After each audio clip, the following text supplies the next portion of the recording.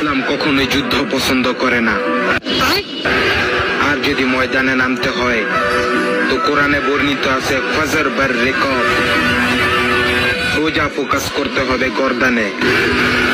হ্যাঁ, এটা গ্যাসের ওষুধ খান।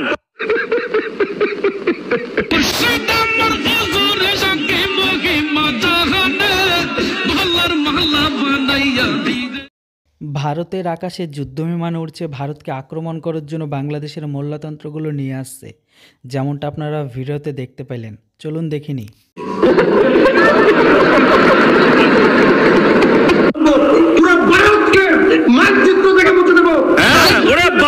আবার গ্যাসের ওষুধ খেতে ভুলে গেছে। আমাদের সাথে মাত্র 5 মিনিট যুদ্ধ করার মতন ক্যাপাসিটি আপনাদের নয়। হ্যাঁ, এটা গ্যাসের ওষুধ খান। 5 মিনিট যুদ্ধ। আমি পিসিআর কে গ্যাস টিমকে বলবো এটা গ্যাসের ওষুধ দিতে। আরে হিন্দু কি করে আমাদের ভাই হয়?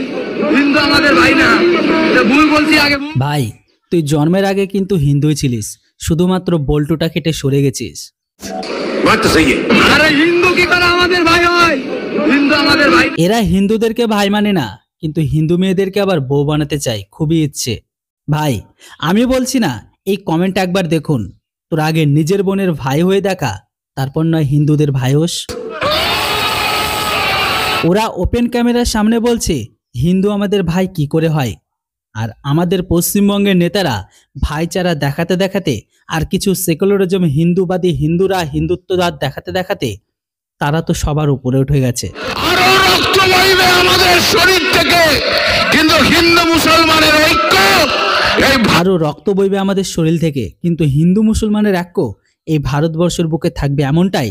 সেকুলারবাদী কিছু হিন্দু আর কিছু ইসলাম পড়া গ্রহণকারী বক্তব্য থাকে, কিন্তু শুধুমাত্র এগুলো কথাই কথা। নিঃসন্দেহে তুই ঠিক কথা বলেছিস। একদিকে একজন মুসলিম ভাই বলছে হিন্দু আমাদের ভাই কি করে, আর একজন হিন্দু নেতা হয়ে বলছে হিন্দু মুসলিম ঐক্য থাকবে।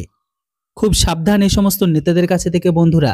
এইবার আর একটা বাংলাদেশি কলামামুনের ভাষণ শুনুন, যে বলছে আমাদের কলকাতার ব্যবসা নাকি খুবই খারাপ অবস্থা, দাদাবাবুরা নাকি না খেতে পেয়ে মরছে।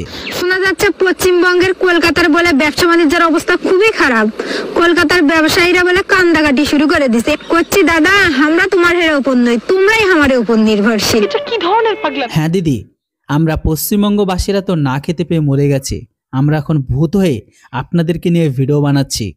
শোনা যাচ্ছে পশ্চিমবঙ্গের কলকাতার বলে ব্যবসা বাণিজ্যের অবস্থা খুবই খারাপ।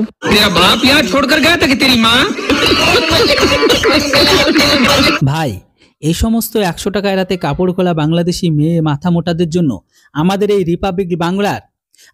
রিপাবলিক বাংলার ময়ূকরঞ্জন ঘোষই ঠিক আছে। এরা যেমন ঘেউ ঘেউ করছে, ঠিক তেমন ভাবে এদেরকে উচিত অকাত দেখিয়ে দিয়েছে আমাদের এই ময়ূকরঞ্জন। আজকে ময়ূকরঞ্জন ঘোষের পুরো বাংলাদেশকে ধোলাই করা লাইভ ডিবেটটা আপনাদেরকে দেখাবো, যেটা দেখে আপনারা অনেক মজা পাবেন। ভিডিওটিকে শেষ পর্যন্ত দেখুন, আর চ্যানেলটিতে নতুন হলে অবশ্যই সাবস্ক্রাইব করুন। আমাকে বলুন, পয়েন্টে কথা বলুন। আপনাদের মোহাম্মদ ইউনূস দেশটাকে চালাতে পারছে না, আর উল্টো দিকে ভারতের অসম্ভব লড়াইটা লড়তে হচ্ছে। কোনো শব্দ নাই, ডক্টর মোহাম্মদ ইউনূস উচ্চারণ করতে ভুল করতে হবে দীর্ঘদিন। মোহাম্মদ ইউনূস বলছি। আপনি শুনেন। আরে মোহাম্মদ ইউনূসকে তো মোহাম্মদ ইউনূসই বলবো, মোহাম্মদ ইউনূসকে কি শেখ হাসিনা বলবো? বাংলাদেশিরা দিন দিন খাওয়া দাওয়া বন্ধ করে দিচ্ছে, এরা 3 বেলা ভারতের নাম নিয়ে এদের পেট চলে। ভাই, এরা নাকি আবার কলকাতা, আসাম, ত্রিপুরাকে শ্মশান বানিয়ে সেখানে নাকি ফুটবল মাঠ বানাবে, এবং পুরো কলকাতা, পশ্চিমবঙ্গ, ত্রিপুরা, আসাম এই যদি বাংলাদেশে আরেকটা লাখ করে এই যে স্থানগুলোকে, এই রাজ্যগুলোকে শ্মশান ক্ষেত বানিয়ে দেওয়া হবে। সেন্ট্রি, ওকে হাজতে বন্দি করো। ফুটবল খেলার মাঠ বানাবো। জবাব চায় বাংলা শেষ হলে পেছনে ঘুরে দেখবেন, জবাব চায় বাংলা শেষ হলে পেছনে ঘুরে দেখবেন ভারতবর্ষের আর্মি দাঁড়িয়ে। কলকাতা, আসাম, ত্রিপুরাকে শ্মশান বানাবে ভাই এরা বাংলাদেশিরা না, এরা পাকিস্তানি। আমরা বাংলাদেশি, আর আমাদের বাংলাদেশি তো কি হয়েছে? বাংলাদেশিরা তো বাংলাদেশি হবে, আবার কি হবে? আরে সাইলেন্ট শান্তন। এবার তো প্রেসারও বেড়ে যাবে, প্রেসার বেড়ে গেলে ভারত থেকে যদি প্রেসারের ওষুধ না পাঠান আবার বুকে ব্যথা লাগবে। প্রেসার জানি না, প্রেসারের ওষুধ বলছি। ও কানেও বোধহয় সমস্যা হচ্ছে। আর একটা শুনুন, আমাদের পশ্চিমবঙ্গের শুভেন্দু অধিকারী নাকি বাংলাদেশের চৌকিদার হওয়ার যোগ্য নয়। যারা মনে করেন বিজেপির যিনি শুভেন্দু অধিকারী আছে, আমাদের বাংলাদেশে যিনি চৌকিদার থাকে, ওই বিজেপির মন্ত্রী শুভেন্দু অধিকারী আমাদের চৌকিদার হওয়ার যোগ্য না। আহারে কি কোন? পশ্চিমবঙ্গের শুভেন্দু অধিকারীর সিকিউরিটিতে যা খরচা হয়, বাংলাদেশের অর্থব্যবস্থা পাল্টে যাবে। আচ্ছা, আমাদের চৌকিদার হওয়া যাবে। ভারতের যে সমস্ত গণমাধ্যম আমাদের বিরুদ্ধে শুভেন্দু অধিকারী বক্তব্য দিচ্ছেন, শুভেন্দু অধিকারী কেন ভয় পাওয়ার কারণ কি? শুভেন্দু অধিকারী কেন ভয় পাওয়ার কারণ কি? হঠাৎ করে শুভেন্দু অধিকারী কোথা থেকে এলো? শুভেন্দু অধিকারী যা পেট্রোল পাম্প আছে, বাংলাদেশের অর্থব্যবস্থা চলে যাবে এখন সেটা দিয়ে। গণমাধ্যমগুলো শিখে নাই, কথা বুঝছেন? নরেন্দ্র মোদীকে আন্তর্জাতিক আদালতে আমি নিয়ে ছাড়বো এবং সত্যি এরা ছেঁড়া কথায় শুয়ে রাজনীতি করে, দেশের প্রধানমন্ত্রী নরেন্দ্র মোদীকে আন্তর্জাতিক আদালতে নিয়ে যাবে। সত্যি এদের পেটে অনেক অনেক গ্যাস হয়ে গেছে, যেটা এখন পিছন দিক দিয়ে নয় সামনে দিক দিয়ে বের করতে হবে। নরেন্দ্র মোদীকে আন্তর্জাতিক আদালতে আমি নিয়ে ছাড়বো এবং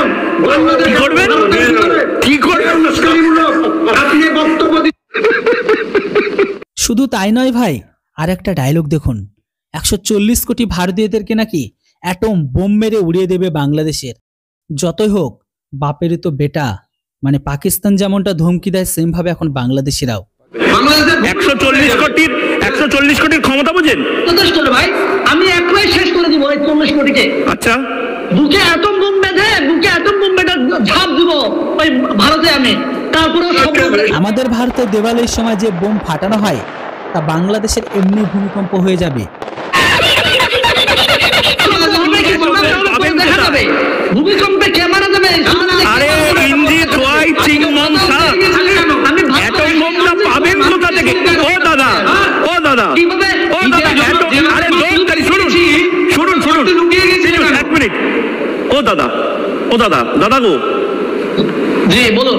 অ্যাটম বোমটা পাবেন কোথা থেকে? আপনাদের তো কোনো অ্যাটম বোমই নেই। অ্যাটম বোমটা পাবেন কোথা থেকে?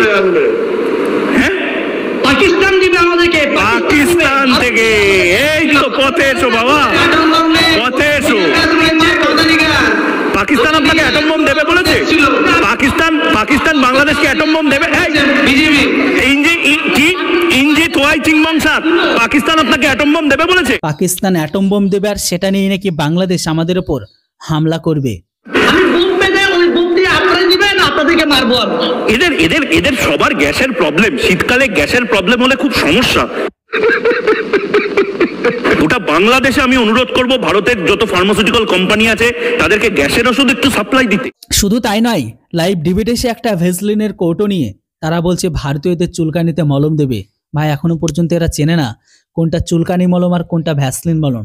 আমি তো জানি ভ্যাসলিন মলমকে ঠোঁটে লাগাই, কিন্তু চুলকানি মলমটা এরা কেমন সেটা মনে হয় আদৌ জানেই না। যাই হোক, আপনারা একটু ভালো করে চিনে নেবেন। আজকে কিন্তু টি-20 ম্যাচটা শুরু হয়ে গেছে। টি-20 ম্যাচের পরে কিন্তু আমরা মলমটা টিকে ভারতীয়দেরকে আজকে লাগিয়ে দেবো। অনেক চুলকানি হয়েছে তাদের, কারণ ভারতের প্রত্যেকটা চুলকানির ওষুধের ভিতরে আপনারা আমরা দেখতে পাচ্ছি মেয়াদ উত্তীর্ণ হয়ে গেছে। দাঁড়ান, গেস্ট টিম তো বলবো আগে টিকিট কাটতে। এসাদের ভাগ হবে না, এই জোকারির ভাগ হবে না, ফ্রিতে দেখা যাবে না। আমি আপনাকে বলি শেখ হাসিনাকে যারা অবৈধভাবে লেকচার পরে মারুন, চুরি করেন কেন? নরেন্দ্র মোদী চুরি করেন কেন? এই চুরি করেন কেন? এই ভুট্টা চুরি করেন কেন? চোর হোক জাত ভালো, খেতে পান না? ভুট্টা চুরি করতে আসেন কেন ভারতের? গম চুরি করতে আসেন কেন ভারতের? নিজের দেশের প্রধানমন্ত্রীর অন্তর্বাস চুরি করেন কেন? অন্তর্বাস চুরি করাটা স্বাধীনতা? আরে দাঁড়ান, কথা চুরি করে নেবো। কিন্তু আরিফ ভাই একটা ম্যাপ দেখাচ্ছি এবং বাংলাদেশের মানুষকেও দেখাচ্ছি, মানে এটা কি লজিক, এটা যুক্তি কি? দেখুন, চায়না থেকে, চীন প্রদেশ থেকে পণ্য, মানে ভারত থেকে পণ্য নেবে না, ভারত থেকে পণ্য বয়কট করার কথা বিএনপি নেতারা বলছেন। রুহুল রিজভী সাহেব যদি দেখেন, চায়না থেকে পণ্য নিয়ে ওই এই থাইল্যান্ড, ক্যাম্বোডিয়া হয়ে আস্তে আস্তে আস্তে আস্তে বাংলাদেশে চট্টগ্রাম ছাড়া অন্য কোথাও ঢোকে না। ভালো করে বুঝুন, 14 দিন সময় লাগে চায়না থেকে। একটা ফুল স্পিডে অত অত্যাধুনিক জাহাজেও 14 দিন মতন সময় লাগবে চায়না থেকে। আর পাকিস্তান থেকে। পাকিস্তান এখন আপনাদের ফেভারিট দেশ হয়েছে, বাংলাদেশবাসীকে বলছি, আপনাদের নয়নে শয়নে স্বপনে সব জায়গাতে পাকিস্তান। পাকিস্তান থেকে করাচি হয়ে যদি আসতে হয় তাহলে 16 দিন লাগবে। একটা কথাই আছে, হিংসা নিজেকে শেষ করে দেয়। সত্যি যদি বাংলাদেশিদের মাথায় বুদ্ধি থাকে তাহলে ময়ূক রঞ্জন ঘোষের এই যুক্তিযুক্ত কথাগুলো প্রত্যেকটা বাংলাদেশিদের বোঝার চেষ্টা করা উচিত। চাষার মতো উগ্রতা দেখে আলফাল বাল বলা উচিত নয়। আর ভারত থেকে শত্রুতা করছেন, ভারতের বিরুদ্ধে শত্রুতা করছেন, ভারতকে চমকাচ্ছেন। তো ভারত থেকে কতদিন লাগে? 2 ঘন্টা। পেট্রাপোল বেনাপোল, এপারের দিনাজপুর ওপারের দিনাজপুর। শিলিগুড়ির চিকেন স্নেক নিয়ে নেবো, এই নিয়ে নেবো। শিলিগুড়ির জাস্ট ওপারটা হচ্ছে বাংলাদেশ। 2 ঘন্টার মধ্যে আরিফ ভাই কি লাগবে বলুন, সাপ্লাই দিচ্ছি। ডিম লাগবে, সাপ্লাই দিচ্ছি 2 ঘন্টা। বন্ধুরা, আজকের ভিডিওটা এত দূরই। ভিডিও যদি ভালো লাগে তাহলে অবশ্যই ভিডিওটিকে লাইক করে একটি কমেন্ট করবেন। আর হ্যাঁ, চ্যানেলটিতে নতুন হলে অবশ্যই সাবস্ক্রাইব করবেন, কেননা এই চ্যানেলটিতে বাংলাদেশিদের রোস্ট ভিডিও এমনটা আপনারা পেতে থাকবেন। যাই হোক, কেমন লাগলো ভিডিওটি অবশ্যই কমেন্ট করতে কেউ ভুলবেন না। Thanks for watching. জয় হিন্দ, বন্দে মাতরম।